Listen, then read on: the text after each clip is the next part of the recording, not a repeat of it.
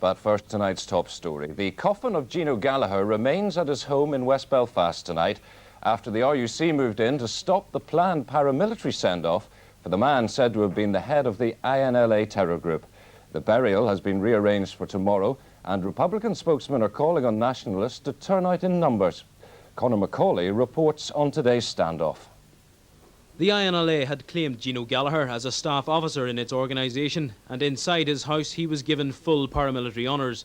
The problem started when the IRSP, the INLA's political wing, and his family tried to get his funeral underway with the same trappings. The police had told them they'd not accept the sight of people in paramilitary uniforms flanking the coffin. Officers in riot gear were brought in and the stalemate began.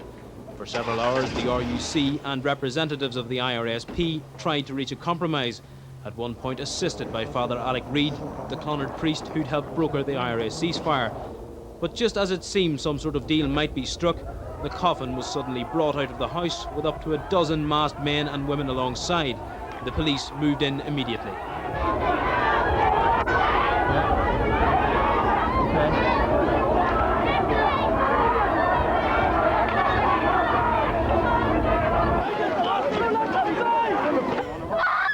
Several people sustained injuries in the ensuing scuffles, the worst a 9-year-old boy who was taken to hospital with a suspected broken leg. The IRSP were livid. We are not prepared to tolerate this type of behaviour. We are not lackeys, they will not walk on us. So, Gino Gallagher's remains will not be moved from this spot until such times as the RUC withdraw from this area. The RUC said it was aware of the sensitivities of the situation, but its bottom line was that there'd be no show of strength. All anyone wants is a dignified funeral, and certainly my aim is to afford the family to do that, but I cannot and will not tolerate illegality in connection with it. I think that is wholly unwarranted, wholly unnecessary, and of course it is unlawful. Immediately after the confrontation, which lasted only minutes, at least some of the tension went out of the situation. But it was several hours before Mr. McQuillan, flanked by Gallagher's widow, brother and father, announced that the funeral was, for the time being, off. The funeral will be cancelled, and we will again attempt tomorrow to bury Gino Gallagher with the dignity and in the manner that he deserves. Today, the IRA officially denied it had anything to do with Gino Gallagher's murder in the Falls Road Dole office on Monday. And late this afternoon, senior Sinn Féin representative Pat McGeown called to the House and appealed to nationalists and Republicans to come to the funeral tomorrow. He denied that by calling large numbers of people onto the streets, he was threatening not only public disorder, but the entire peace process. We're not provoking anything. The RUC have come into this community. They come in with buttons flying to a funeral which they weren't wanted at. There's no reason for them to be here at all. If they choose to make a battle with the Republican nationalist community, then I think we're obliged to stand up to it. This evening, the Assistant Chief Constable, Bill Stewart, who spent the day at the standoff, said he deplored what he called a blatant attempt to turn a funeral into a political stunt. The fact that Sinn Féin says it'll now mobilise its support behind this standoff has considerably raised the stakes. And despite what Councillor McGeown is saying, we could well now have a repeat of the violent scenes at the 1987 funeral of dead IRA man Larry Marley, when the confrontation lasted for 3 whole days. Conor Macaulay, UTV Live at Glencullen Park on the Glen Road in West Belfast. The paramilitaries haven't gone away. Irish National Liberation Army members in masks, dark glasses and berets turned out in public at the funeral of their murdered Chief of Staff Gino Gallagher. Police moved in strength, there were scuffles, and the INLA's political wing, the Irish Republican Socialist Party, said the funeral was being postponed. Our Ireland correspondent John Irvine reports from Belfast. Gino Gallagher was leader of an ultra-hardline terrorist group, and his colleagues wanted a paramilitary show of strength. But the police made clear they were not prepared to allow it, and when men in masks and berets appeared beside the coffin, riot squad officers moved in to break it up.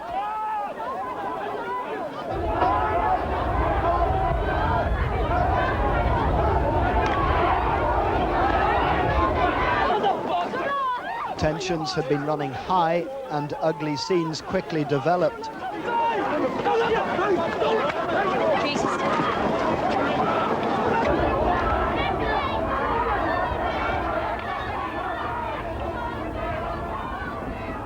In the melee, Gallagher's coffin was carried back inside. Denied their public display, funeral organisers brought a news cameraman into the family home. 12 men and women flanked their dead leader. They are members of the Irish National Liberation Army, a small Republican organisation that has not declared a ceasefire. There were casualties in the scuffles. A 9-year-old boy was taken to hospital with a suspected broken leg. The RUC and the mourners blame each other for the trouble, and there is a stalemate. Gino Gallagher's remains will not be moved from this spot until such times as the RUC withdraw from this area. But police are adamant there can be no paramilitary funeral. I think the behaviour of some of the representatives of the group certainly is, well, frankly, it's outrageous. The police have appealed for calm tomorrow, when another attempt will be made to bury the INLA leader. The question is, on whose terms? John Irvine, News at 10, Belfast. The funeral has taken place without incident of the murdered INLA leader Gino Gallagher.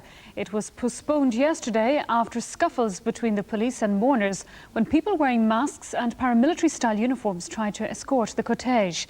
The funeral went ahead today in Belfast after agreement between the Gallagher family and the RUC. Early this morning, the police were out in force.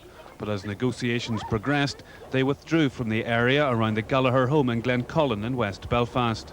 A short time before the funeral was due to begin, the spokesman for the IRSP, the INLA's political wing, and an assistant chief constable stood together to report agreement had been reached. The RUC in agreement that neither of us want a repetition of yesterday's unseemly incidents. Accordingly, the RUC have agreed to fall back their officers.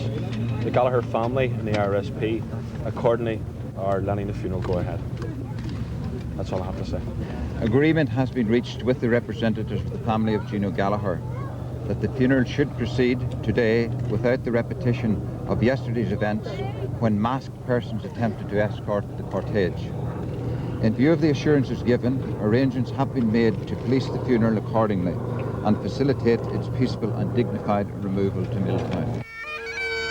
A short time later, Gino Gallagher's coffin was brought out. There were no masks, but men and women dressed in black and wearing berets accompanied the cortege to Milltown Cemetery.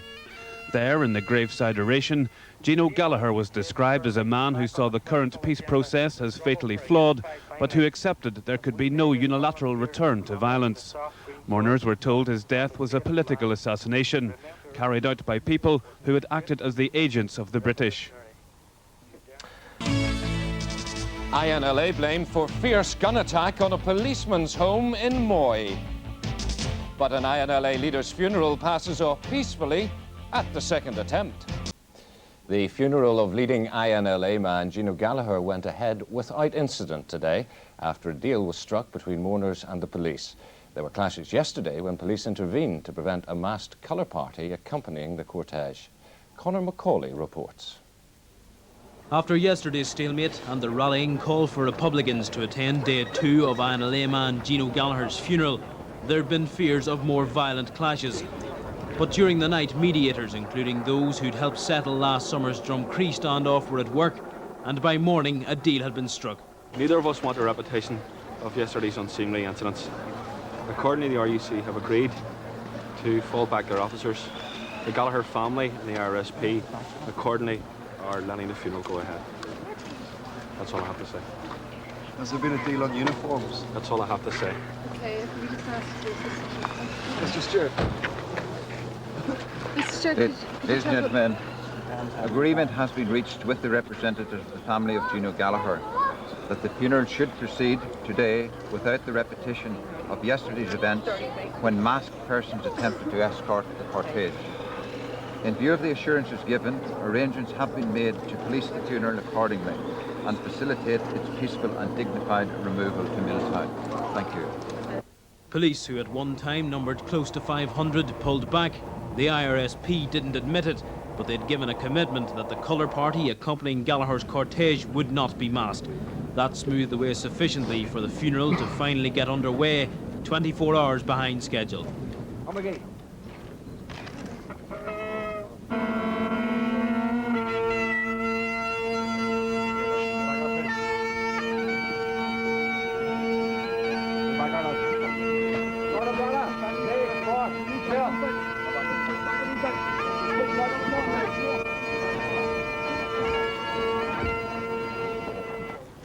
It took the cortege several hours to travel the 3 miles from Gino Gallagher's home at Glencullen Park on the Glen Road to Milltown Cemetery for burial.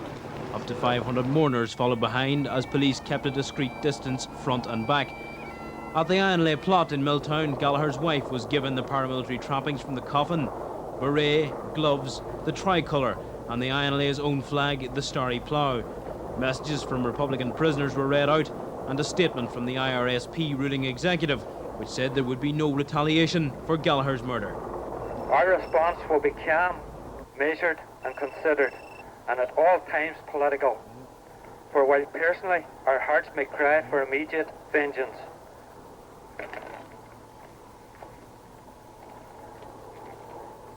our heads tell us that this is exactly what those who planned this deed want. Kevin McQuillan closed proceedings by saying that those who'd murdered Gino Gallagher had been trying to destabilise the IRSP. He said that wouldn't happen and they'd continue to oppose any interim or internal settlement and fight for a 32-county socialist republic. Conor McCauley, UTV Live at Milltown Cemetery.